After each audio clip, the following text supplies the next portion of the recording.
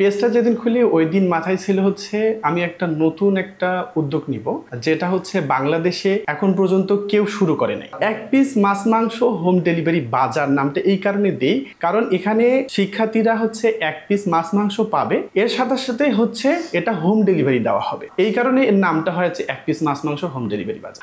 প্রথম দিন হচ্ছে যখন যে অর্ডারটা পাই, ওরা হচ্ছে আমার কোনো ফ্রেন্ড ছিল না, এটা হচ্ছে রাজশাহী কলেজের হচ্ছে একজন শিক্ষার্থী ছিল, মেয়ে কাস্টমার ছিল, সে প্রথম অর্ডার করেন, সে লাকি কাস্টমার ছিল। সে অর্ডার করার পর থেকেই আমার অর্ডারের পরিমাণ বেড়ে যায়। আমি হচ্ছে রাতের দিকে হচ্ছে আমি পেজটা খুলি, আমি তার সকালবেলায় আমি অর্ডারটা পাই। সে হচ্ছে অর্ডার করেছিল তেলাপিয়া মাছ, শুধু একটা মুঠো ফোন ছিল, ওই ফোন দিয়ে হচ্ছে আমি সব কাজ করেছি। শুরুর দিকে ফ্রিজ ছিল না, ফোন দিয়ে সবকিছু তো হচ্ছে আমি বাজার থেকে নিতাম, দেন হচ্ছে কাস্টমারের কাছে আমি টাটকা পণ্যটা হচ্ছে পৌঁছে দিতাম। এর পরবর্তীতে আমি ফ্রিজ নিলাম হচ্ছে যখন হচ্ছে 3 দিনের মাথাতে হচ্ছে আমাকে নিয়ে হচ্ছে আমার ক্যাম্পাসে একটা আলোড়ন সৃষ্টি হয়ে যায়। তো হচ্ছে অনেক নিউজ পোর্টাল নিউজ করতে থাকে, যখন এটা জানাজানি হয়ে যায় অনেকেই অর্ডার করা শুরু করে দেয়। তো আমি অর্ডার নিয়ে হচ্ছে হিমশিম খেয়ে পড়ি। তো এক পর্যায়ে দেখা যায় হচ্ছে কি বারবার বাজারে যাওয়া, আবার আসা, আবার হচ্ছে দেন ডেলিভারি দেওয়া একেবারে হচ্ছে খুব কষ্টসাধ্য হয়ে যায়। এই কারণে হচ্ছে ফ্রিজ কেনার চিন্তা ভাবনা করি। তো আমার টার্গেট থাকে হচ্ছে যতগুলো অর্ডার আসুক না কোনো 9টার আগে ডেলিভারিটা আমি শেষ করবো। ওজনের বিষয়টা হচ্ছে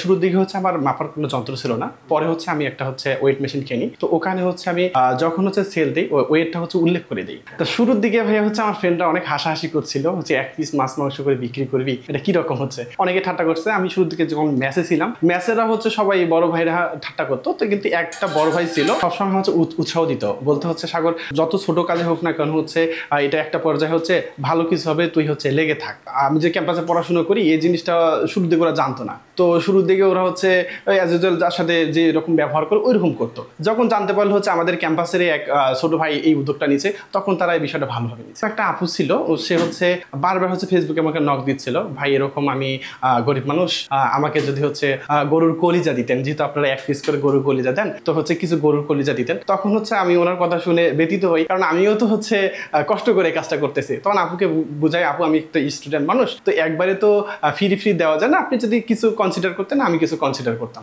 পরে হচ্ছে আমি হচ্ছে তাকে দিয়ে আসি। অনেকে হচ্ছে শিডিউলটা জানতো না আমার, তো তারা হচ্ছে রাত 8টা 9টার পরে হচ্ছে নক দিত, ভাইয়া এখন কি আপনার কাছে মুরগির মাংস বা হচ্ছে গরুর মাংস আছে, দিতে পারবেন? তো আমার যদি স্টকে থাকতো আমি ডেলিভারি দিয়ে আসতাম। অনেকে হচ্ছে রান্না করে খায় মেসে বা হচ্ছে হলে, তো তারা দেখা যায় হচ্ছে কি 1 পিস 2 পিস করে হচ্ছে বাজার থেকে কিনতে পারে না, তখন তাদের জন্য এই সুবিধাটা হচ্ছে অনেক ভালো। এক বড় হয়েছিল হচ্ছে সে মুরগির মাংস অর্ডার করেছিল প্রায় হচ্ছে 5 পিসের মতো। তো বলতেছে ভাই আসলে কি 5 পিস মাংস কি আপনি কি ডেলিভারি দিবেন? তার সন্দেহ কাজ করছিল।